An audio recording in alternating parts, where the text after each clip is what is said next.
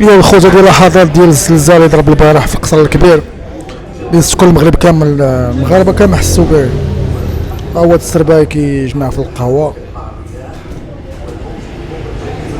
واحد الساعه الناس كاملين غادي يهربوا من في القهوه. يعني الزلزال ضرب مع 11 و 48 ثانيه، 40 دقيقه، تقريبا 12 لاروب.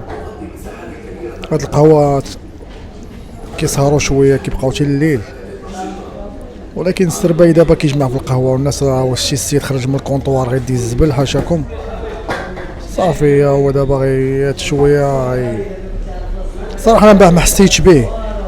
بزاف ديال الاصدقاء عيطوا لي قالوا لي واش حسيتي به، قلت لهم ما حسيتش به الصراحه، والله ما حسيت به.